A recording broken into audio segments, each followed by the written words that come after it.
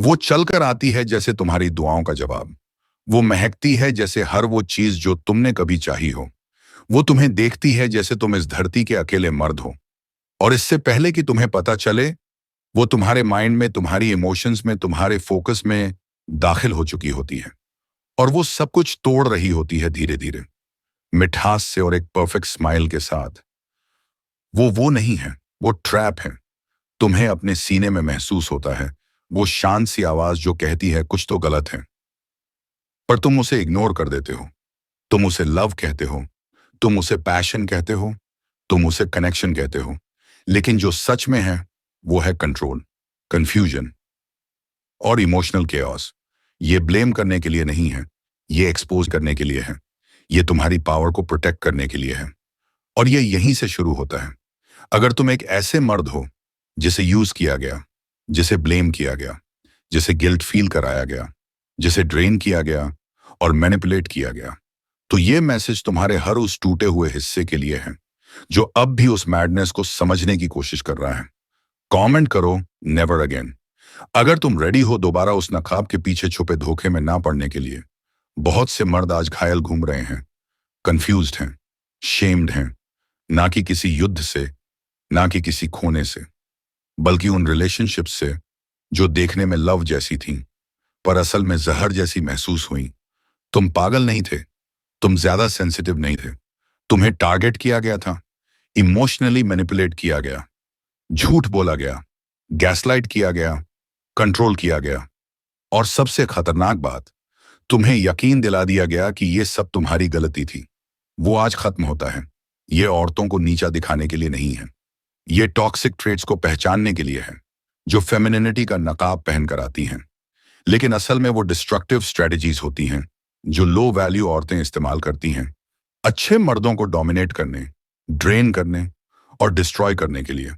मैं तुम्हें बताऊंगा 6 स्पेसिफिक और ब्रूटल साइंस। मैं इसे शुगर कोट नहीं करूंगा, मैं इसे सॉफ्ट नहीं बनाऊंगा। हर शब्द डिजाइंड है तुम्हें जगाने के लिए, तुम्हें कंफ्यूजन से बाहर खींचने के लिए और तुम्हें ऐसी क्लैरिटी देने के लिए जो इतनी तेज है कि वो हर उस झूठ को काट सके जिसे तुमने कभी सच माना था।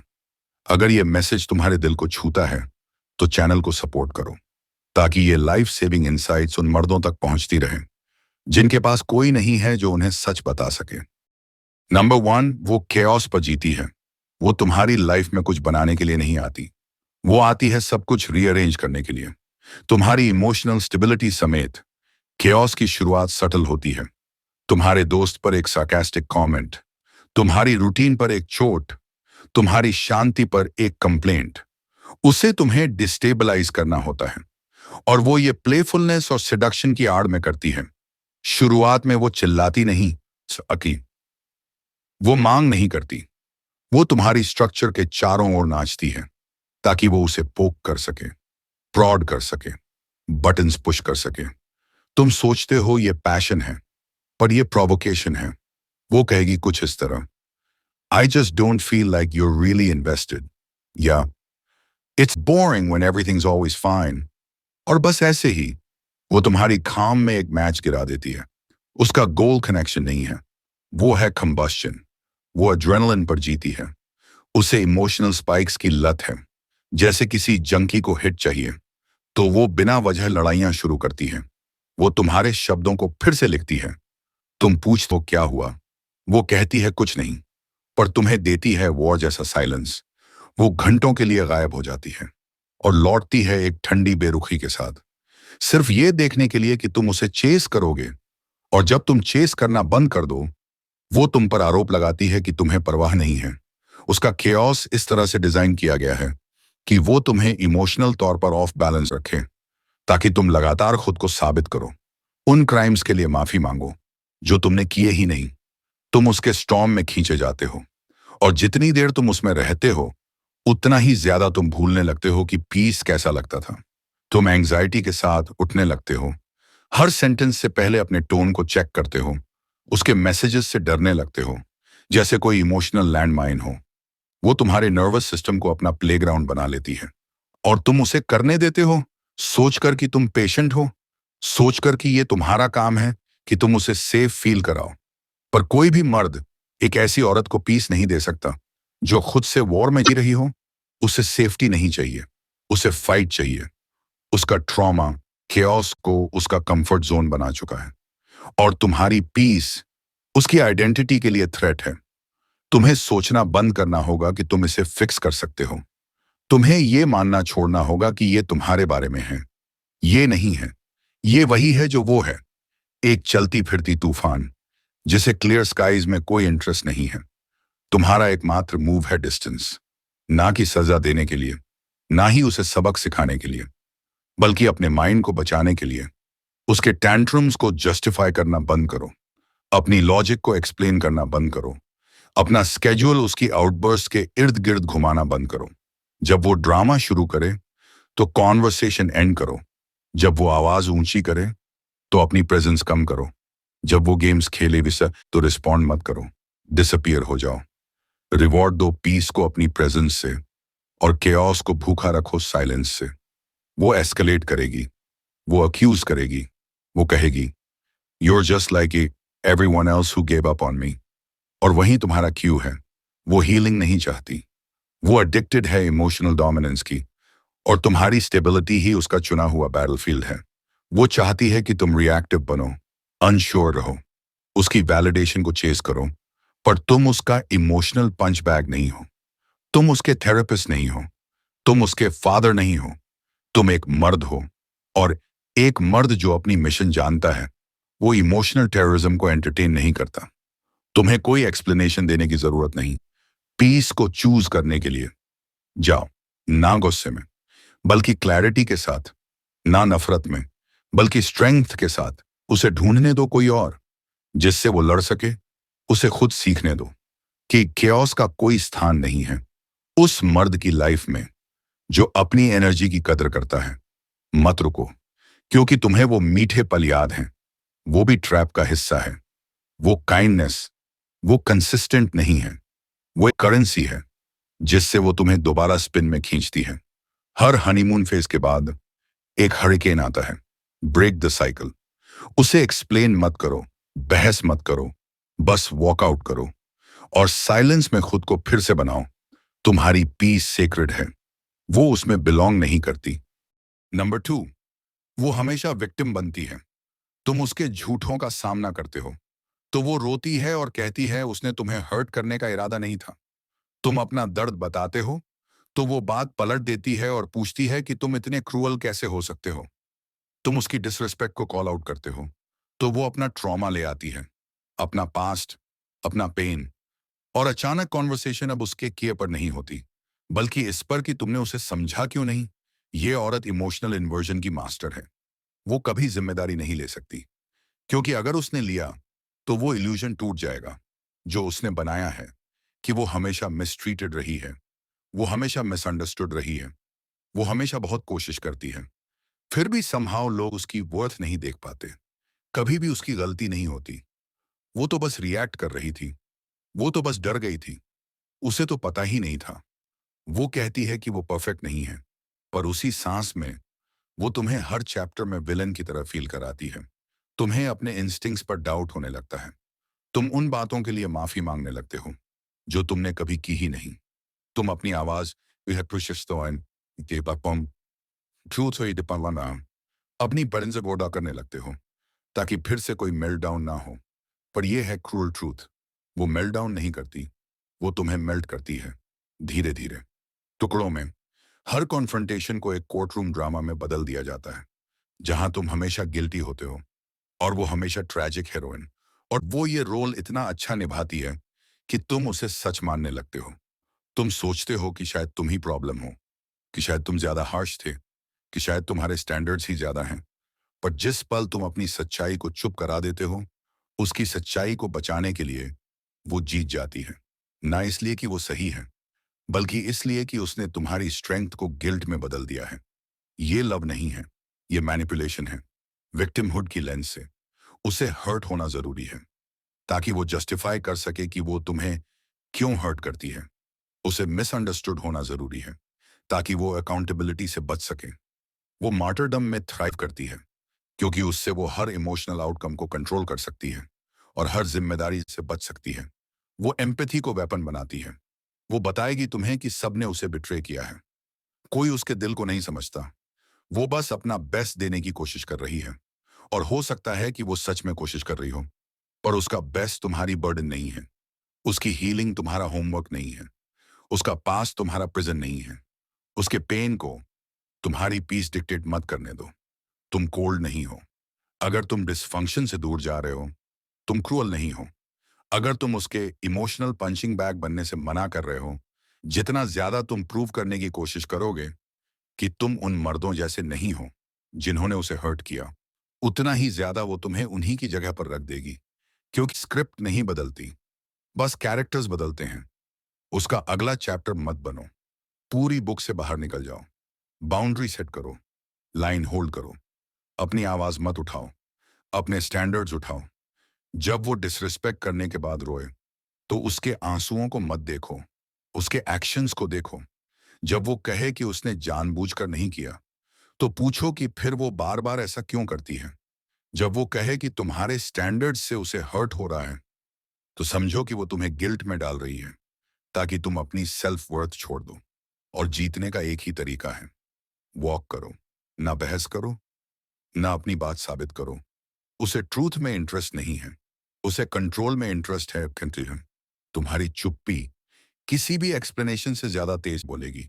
उसे उसके मिरर के साथ छोड़ दो और अपनी क्लैरिटी के साथ चले जाओ। वो कहानी को फिर से लिखेगी, उसे लिखने दो। पर तुम कभी नहीं भूलोगे कि तुम कौन बने। उस दिन जब तुमने उसकी स्क्रिप्ट में विलन बनना छोड़ दिया, तुम एक ऐसे मर्द बने जिसने किसी और के इमोशनल झूठों का बोझ उठाने से इनकार कर दिया। तुम एक ऐसे मर्द बने जिसने सिंपैथी को स्लेवरी से अलग करना सीखा। तुम फ्री हो गए, बोलेगी। उसे उसके मिरर के साथ छोड़ दो और अपनी क्लैरिटी के साथ चले जाओ। वो कहानी को फिर से लिखेगी, उसे लिखने दो। पर तुम कभी नहीं भूलोगे कि तुम कौन बने। उस दिन जब तुमने उसकी स्क्रिप्ट में विलन बनना छोड़ दिया, तुम एक ऐसे मर्द बने जिसने किसी और के इमोशनल झूठों का बोझ उठाने से इनकार कर दिया। तुम एक ऐसे मर्द बने जिसने सिंपैथी को स्लेवरी से अलग करना सीखा। तुम फ्री हो गए। नंबर 3, वो वैलिडेशन की दीवानी है। तुम रोज उसे प्यार देते हो, उसे अपना अटेंशन देते हो, रीअश्योरेंस देते हो, अपने वर्ड्स, अपना टाइम। तुम सोचते हो कि ये काफी है, ये सब कुछ है। लेकिन ये तो पास भी नहीं आता, क्योंकि उसका हंगर कनेक्शन के लिए नहीं है। वो रिकग्निशन चाहती है। उसे इंटीमेसी नहीं चाहिए, उसे चाहिए अटेंशन। और तुम उसका सोर्स नहीं हो, बस एक ऑप्शन हो। उसे हर वक्त लोगों की नजर चाहिए। वो स्ट्रेंजर्स की डिजिटल तालियों में जीती है। वो उन कॉम्प्लीमेंट्स में नहाती है जो लोग उसे नाम से भी नहीं जानते। तुम उसके पास उठते हो, उसे कहते हो कि वो ब्यूटीफुल है, स्मार्ट है, पावरफुल है। वो हल्की सी मुस्कुराती है, लेकिन कुछ सेकंड्स में ही उसकी नजर फिर स्क्रीन पर होती है। हार्ट्स काउंट कर रही होती है, कमेंट्स चेक कर रही होती है, लेटेस्ट पोस्ट का एंगल एनालाइज कर रही होती है। वो कहती है, इट्स जस्ट इंस्टाग्राम, इसका कोई मतलब नहीं है। लेकिन असल में उसका मतलब सब कुछ होता है, क्योंकि उसकी सेल्फ वर्थ जुड़ी है स्ट्रेंजर्स की परसेप्शन से। और तुम्हारा सच्चा प्यार कभी भी उस टेम्पररी हाई से compete नहीं कर सकता। वो जिंदगी को शेयर नहीं कर रही, वो उसे परफॉर्म कर रही है। हर सेल्फी सोची समझी होती है, हर कैप्शन एक ट्रैप होता है। उसकी स्टोरीज अपडेट्स नहीं होती, वो सिडक्शंस होती हैं। उसे पता होता है कौन सा एंगल दिखाना है, क्या रिवील करना है, क्या इमेजिनेशन के लिए छोड़ना है। और जब तुम ये बात उठाते हो, तो वो तुम्हें गैसलाइट करती है। You're just being controlling. तुम मुझ पर ट्रस्ट नहीं करते। अगर लोग रिस्पॉन्ड करते हैं, तो मैं क्या कर सकती हूँ। असल में वो कह रही होती है, तुम्हारा वैलिडेशन मेरे लिए काफी नहीं है। और यहीं पर खतरा शुरू होता है। जिस पल तुम उसके डिजिटल ऑब्सेशन को चैलेंज करते हो, तुम उसके ईगो के एनिमी बन जाते हो। बात चीटिंग की नहीं है, बात एडिक्शन की है, एक्सटर्नल कॉन्फर्मेशन की। और जब उसे वो अटेंशन मिलता है, तो वो पूरी तरह से रिवायर्ड हो जाती है। तुम उसे प्यार दे सकते हो, कमिटमेंट दे सकते हो, लेकिन वो नहीं चाहती।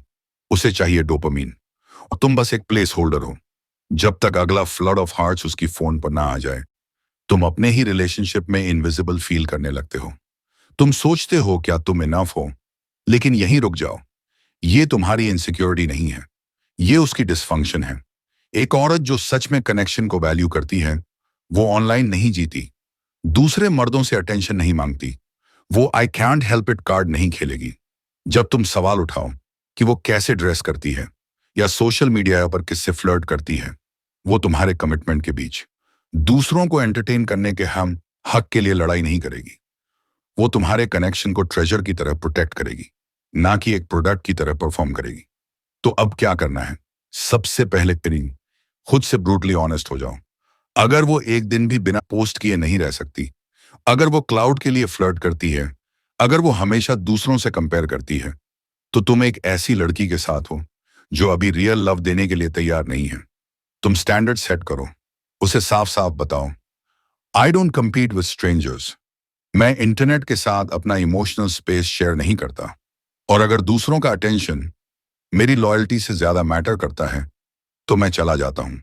गुस्से में नहीं, पावर में। उसका रिएक्शन देखो।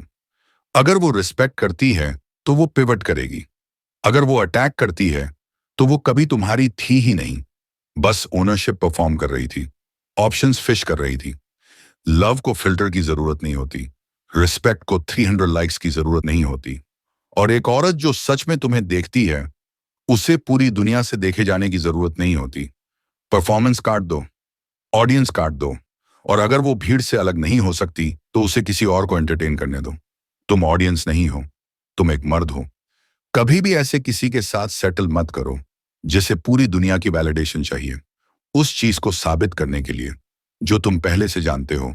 क्योंकि अगर उसे ब्यूटीफुल फील करने के लिए तालियां चाहिए, तो वो तुम्हारी खामोशी में कभी भी सेफ फील नहीं करेगी। और अगर तुम ये अलाउ करते हो, तो तुम श्रिंक हो जाओगे। जब वो उन लोगों के लिए शाइन करेगी जो मैटर नहीं करते। Choose peace over performance, choose truth over theatrics. और अगर वो क्राउड को तुम्हारे ऊपर चुनती है, तो चल दो, पीछे मुड़कर मत देखो। तुमने अभी अभी एक और सब्सक्राइबर बनने से खुद को बचा लिया है उसकी इनसिक्योरिटी के लिए। नंबर 4, वो तुम्हारी बाउंड्रीज की रिस्पेक्ट नहीं करती। तुम उसे बताते हो कि तुम्हें एक रात सिर्फ अपने लिए चाहिए, काम करने के लिए, सोचने के लिए, सांस लेने के लिए। वो नाराज हो जाती है। वो कहती है, ओह, तो अब मैं तुम्हारी प्रायोरिटी नहीं रही।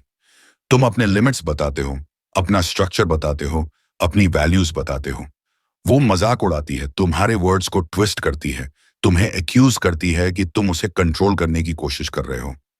तुम अपने नॉन नेगोशिएबल्स बताते हो, वो टाइम जो तुम कभी कॉम्प्रोमाइज नहीं करते, वो बातें जो तुम्हारे लिए बहुत डीपली मैटर करती हैं, और वो उन्हें सिर्फ सजेशन समझती है। वो तुम्हारी बाउंड्रीज को सेफ्टी नहीं समझती। वो उन्हें ऑब्स्टिकल्स, चैलेंजेस और दीवारें समझती हैं जिन्हें वो चढ़े या तोड़े। वो समझने के लिए क्वेश्चंस नहीं पूछती, वो डिसमेंटल करने के लिए होल्स ढूंढती है। और हर बार जब तुम थोड़ा भी पीछे हटते हो, वो थोड़ा और जीतती है। वो तुम्हारे इमोशनल फेंस की वायर को टेस्ट करती है, ये देखने के लिए कि वो सच में इलेक्ट्रिक है या सिर्फ डेकोरेशन। और अगर तुम फ्लिंच करते हो, एक्सप्लेन करते हो, प्लीड करते हो, तो वो समझ जाती है कि तुम्हारा नो भी निगोशिएट हो सकता है। अच्छे मर्द ऐसे ही टूटते हैं, किसी एक ड्रामेटिक एक्सप्लोजन से नहीं, बल्कि धीरे धीरे इरोजन से। तुम एक बार एक्सेप्शन देते हो, तुम एक बार उसे डिसरिस्पेक्ट करने देते हो, सिर्फ पीस बनाए रखने के लिए। फिर दूसरी बार, फिर तीसरी बार। देखते ही देखते तुम्हारे स्टैंडर्ड्स उसकी डिमांड्स में बदल जाते हैं, और तुम्हारा रिलेशनशिप अब घर जैसा नहीं लगता। अब वो एक जॉब लगता है जहां तुम हर पल माफी मांगते हो, सिर्फ इसलिए कि तुम वही हो जो हो। वो इसे कॉम्प्रोमाइज कहेगी। वो कहेगी रिलेशनशिप्स में बेंड करना पड़ता है, लेकिन उसका मतलब होता है सबमिशन तुम्हारा। और अगर तुम उसे लैंग्वेज ट्विस्ट करने दोगे, तो एक दिन तुम कंप्लायंस को ही लव समझने लगोगे। एक हाई वैल्यू वुमन बाउंड्रीज को टेस्ट नहीं करती, वो उन्हें ऑनर करती है, क्योंकि वो जानती है कि बाउंड्रीज वाला मर्द एक विजनरी होता है। लेकिन एक लो वैल्यू वुमन चाहती है कि तुम्हारे स्टैंडर्ड्स उसके इमोशंस के आगे झुक जाएं। वो नहीं पूछती हम कैसे मिलकर काम करें, वो कहती है तुम मेरे लिए वो क्यों नहीं कर सकते जो मुझे चाहिए। और जैसे ही तुम्हारा मिशन उसकी कंफर्ट से टकराता है, वो तुम्हें चूज करने को कहती है, या उसे या तुम्हारे पाथ को। और अगर तुम उसे चूज करते हो तो दोनों खो देते हो। तुम्हारी बाउंड्री सेल्फिश नहीं है, तुम्हारी नीड्स टॉक्सिक नहीं है, तुम्हारे स्टैंडर्ड्स कोई डिबेट नहीं है।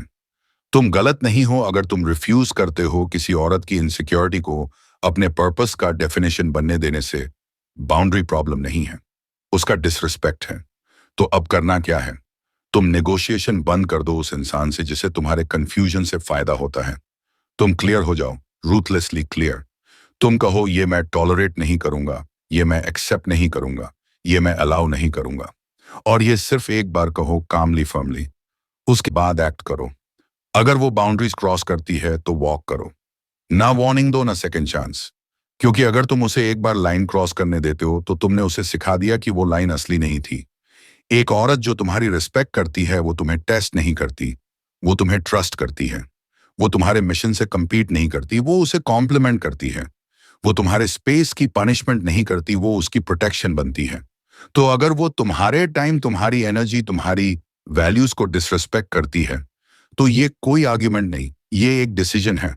तुम्हें चिल्लाने की जरूरत नहीं, तुम्हें उसे समझाने की जरूरत नहीं, तुम्हें सिर्फ उसे छोड़ने की जरूरत है। वो कहेगी तुम कोल्ड हो, वो कहेगी तुमने बहुत जल्दी हार मान ली। लेकिन याद रखो, उसका कंफर्ट तुम्हारा गोल नहीं था, तुम्हारा पीस था। अगर वो तुम्हारे स्ट्रक्चर के साथ नहीं चल सकती तो वो तुम्हारी सक्सेस के साथ एग्जिस्ट नहीं कर सकती। तुम यहां किसी ऐसे इंसान को खुश करने के लिए नहीं हो जो तुम्हारी स्ट्रेंथ को थ्रेट मानता है। तुम यहां हो अपने मिशन को प्रोटेक्ट करने के लिए, बाउंड्री को एनफोर्स करने के लिए। अगर वो तुम्हारे साथ चल नहीं सकती तो उसे तुम्हारे बगल में रहने का हक नहीं है। लाइन खींच दो और उसे होल्ड करो। नंबर 5, उसे अकाउंटेबिलिटी से नफरत है।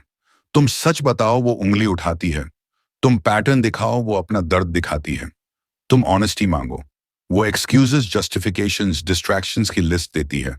और अगर वो भी काम ना आए तो वो 3 महीने पहले की कोई बात ले आएगी। कुछ भी करेगी बस स्पॉटलाइट हटाने के लिए। ये औरत अपनी गलती एक्सेप्ट नहीं कर सकती क्योंकि उसका ईगो तुम्हारे रिलेशनशिप से ज्यादा सेक्रेड है। और जैसे ही तुम उसे कॉल आउट करते हो, वो रिफ्लेक्ट नहीं करती, वो डिफ्लेक्ट करती है। वो अपने ट्रॉमा को शील्ड की तरह इस्तेमाल करती है, अपने इमोशंस को डीकॉय बनाती है और अपने पास्ट को हथियार बनाती है। उसे ग्रोथ में इंटरेस्ट नहीं है, उसे बस एस्केप चाहिए। और जितनी जल्दी वो रिस्पॉन्सिबिलिटी से भाग सकती है उतना ही वो समझती है कि वो जीत रही है, लेकिन असल में वो खुद को ही डिस्ट्रॉय कर रही है। अकाउंटेबिलिटी एक आईना है और वो हर बार उसे तोड़ देती है। वो दुनिया को ब्लेम करती है, अपने एक्स को, अपने जॉब को, अपने बचपन को, अपने ज़ोडिएक साइन को। लेकिन एक बार भी नहीं कहती, वो मेरी गलती थी, मैंने मेस किया, मैं बेहतर बनूंगी। इसके बजाय वो कहेगी, तुमने मुझे ऐसा फील कराया, या अगर तुमने वो ना कहा होता तो मैं ऐसा रिएक्ट ना करती, या शायद अब मैं ही बैड गाय हूं। और तुम उसके बनाए हुए मेस के लिए माफी मांगते हो क्योंकि कहीं ना कहीं तुमने ये मान लिया है कि उसे लव करने का मतलब है उसके डैमेज को एब्जॉर्ब करना। लेकिन ऐसा नहीं है। रियल लव वहीं से शुरू होती है जहां एक्सक्यूजेस खत्म होते हैं। और अगर वो सच के सामने खड़ी नहीं हो सकती, बिना हर डायरेक्शन में उंगली उठाए, तो तुम रिलेशनशिप में नहीं हो, तुम एक हॉस्टेज सिचुएशन में हो। तुम उसके अनरिजॉल्व्ड इश्यूज के लिए इमोशनल ट्रैश कैन बन जाते हो, तुम गिल्ट स्पंज बन जाते हो। और जितना ज्यादा तुम उसे अकाउंटेबल ठहराते हो, वो उतना ही उसे एक अटैक में बदल देती है। वो कहेगी, तुम हमेशा मुझे क्रिटिसाइज करते हो, या मैं तुम्हारे साथ कभी कुछ सही नहीं कर सकती। ना कि वो इन बातों पर यकीन करती है, बल्कि इसलिए क्योंकि ये काम करता है। ये पावर को पलट देता है, ये तुम्हें डिफेंस पर डाल देता है, ये तुम्हें खुद को एक्सप्लेन करने पर मजबूर करता है, जबकि वो फायर से बच जाती है। एक औरत जिसे अकाउंटेबिलिटी से नफरत है, वो कभी ग्रो नहीं करेगी, वो उसी लूप में जिएगी, हर्ट, ब्लेम, डिनाई, रिपीट। और अगर तुम रुके, वो तुम्हें भी उस लूप में खींच लेगी। वो सिर्फ तुम्हारा टाइम वेस्ट नहीं करेगी, वो तुम्हारी विजन को भी सड़ा देगी। क्योंकि एक आदमी जो लगातार किसी और का मेस साफ कर रहा है, वो खुद की लेगेसी नहीं बना सकता। तुम अपने दिन उसके इमोशनल नॉट सुलझाने में बिताओगे, ना कि अपने पर्पस को एग्जीक्यूट करने में। तुम खुद को खो दोगे उसके सेल्फ डिनाइल की केओस में। और एक दिन तुम आईने में देखोगे और उस आदमी को नहीं पहचानोगे जो तुम्हें देख रहा है, ना इसलिए कि तुमने फेल किया, बल्कि इसलिए क्योंकि तुमने अपने स्टैंडर्ड्स को सैक्रिफाइस कर दिया किसी ऐसे के लिए जो कभी रिस्पॉन्सिबिलिटी नहीं लेती। तो अब क्या करोगे? तुम क्लियर हो जाओ। सिर्फ उसके साथ नहीं, खुद के साथ भी। तुम इमोशनल मैनिपुलेशन को वल्नरेबिलिटी का नाम देना बंद करोगे। तुम उसकी पेन स्टोरीज को पास कार्ड देना बंद करोगे। तुम उस सेम अपॉलॉजी के लिए स्पेस देना बंद करोगे जिसके पीछे कोई चेंज नहीं होता। तुम कहोगे, अगर तुम ग्रो करना चाहती हो तो मैं यहां हूं, लेकिन अगर तुम्हें ब्लेम करना है तो कहीं और देखो। तुम लाइन सेट करोगे, और जब वो उसे क्रॉस करेगी, तुम चले जाओगे। ना गुस्से से, ना ड्रामा से, बल्कि फाइनलिटी के साथ। क्योंकि तुम रिहैब सेंटर नहीं हो, तुम रेस्क्यू मिशन नहीं हो। तुम एक आदमी हो जिसके पास बाउंड्रीज हैं, और जिस पल उसे एहसास होगा कि तुम अब उसके झूठ नहीं उठाओगे, वो या तो लेवल अप करेगी या फिर चली जाएगी। दोनों ही सूरतों में तुम जीतते हो, क्योंकि अकाउंटेबिलिटी ही असली कनेक्शन का दरवाजा है। और और अगर वो उसमें से चलने से मना कर दे, तो वो ईगो को लव पर चुन रही है। उसे चुन लेने दो, और खुद को वहां जाने दो जहां पीस है। तुम्हें एक और अपॉलॉजी की जरूरत नहीं, तुम्हें चेंज चाहिए। और आ रही अगर वो चेंज नहीं दे सकती, तो तुम्हारी चुप्पी तुम्हारे 1000 एक्सप्लेनेशन से ज्यादा जोर से बोलेगी। नंबर 6, वो गिल्ट को हथियार बनाती है। उसे अपनी आवाज ऊंची करने की जरूरत नहीं होती, उसे चिल्लाने की जरूरत नहीं होती। वो खामोशी से कंट्रोल करती है। उसकी निगाहें, उसकी चुप्पी और वो उदासी जो कभी ठीक नहीं होती बल्कि पीछा करती है। वो गुस्से से सजा नहीं देती, वो दूर होकर सजा देती है। वो सामने से कुछ नहीं कहती, वो इमोशनल रूप से पीछा करती है। तुम अपने लिए कोई डिसीजन लेते हो, वो चुप हो जाती है। तुम कुछ उसके बिना बताए करते हो, वो ठंडी हो जाती है। तुम ना कहते हो, वो कहती है कोई बात नहीं, लेकिन ऐसे देखती है जैसे कोई मॉर्निंग कर रही हो। और अचानक एनर्जी बदल जाती है। कमरा भारी लगने लगता है। तुम्हें लगता है जैसे तुमने कोई क्राइम कर दिया हो।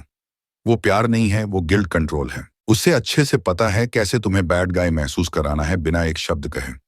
वो बाउंड्रीज को बिट्रेयल बना देती है। वो इंडिपेंडेंस को अबैंडनमेंट बना देती है। वो तुम्हारे हर डिसीजन को अपने लिए एक सजा बना देती है।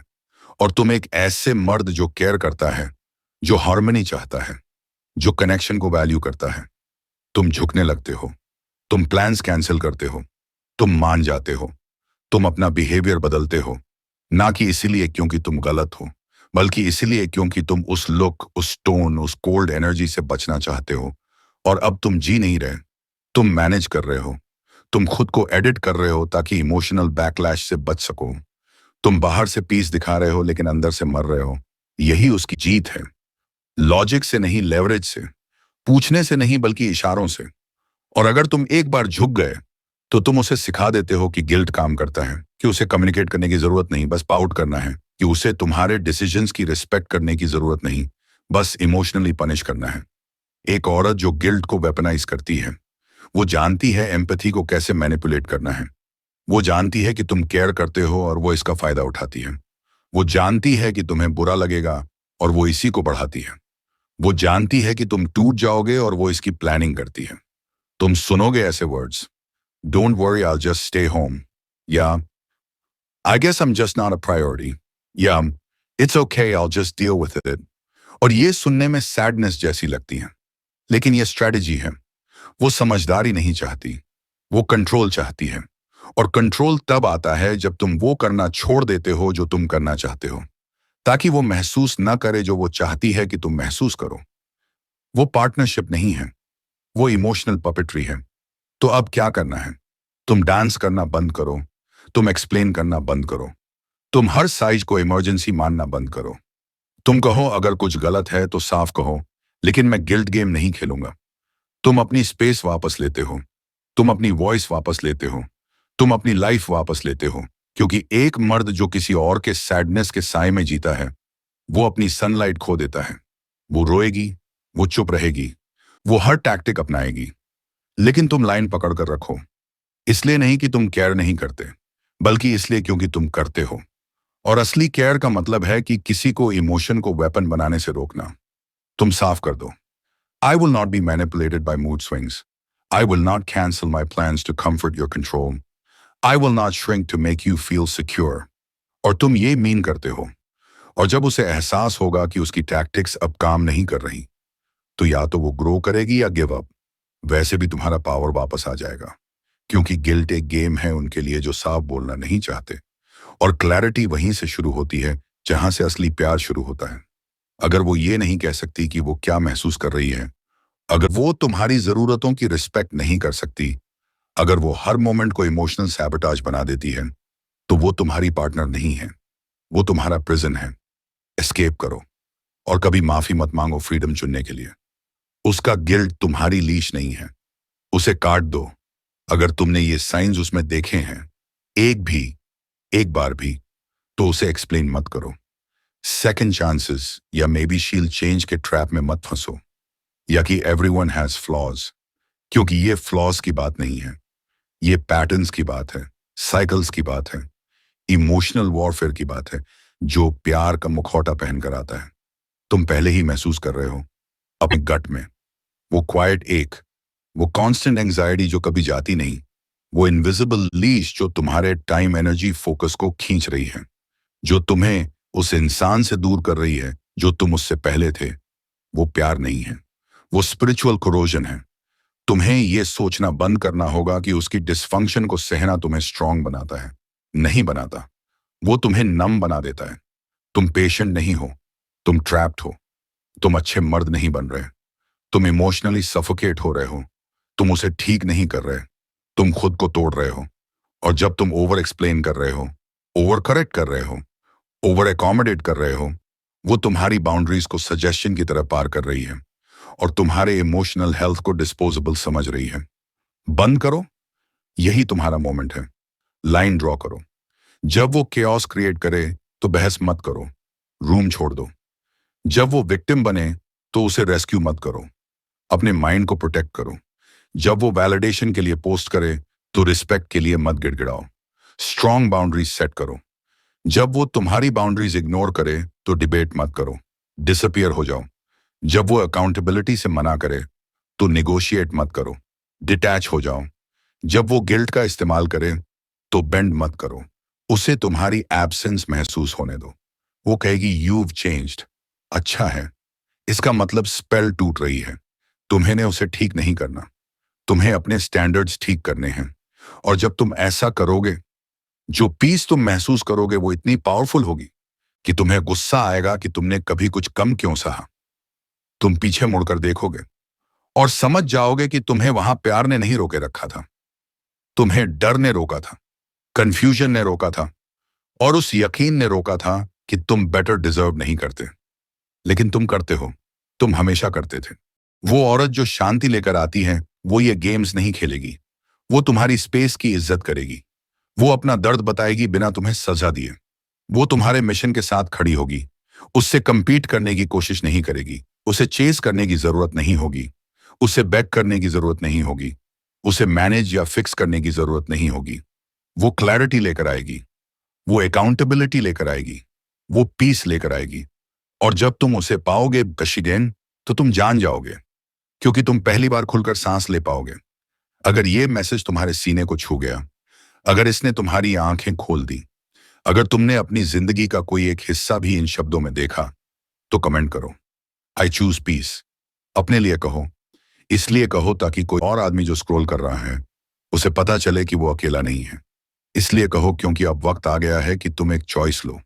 चैनल को सपोर्ट करो, क्योंकि बहुत से मर्द चुपचाप सफरिंग में जी रहे हैं। सोचते हैं कि लव मतलब पेन होता है और पीस मतलब कमजोरी।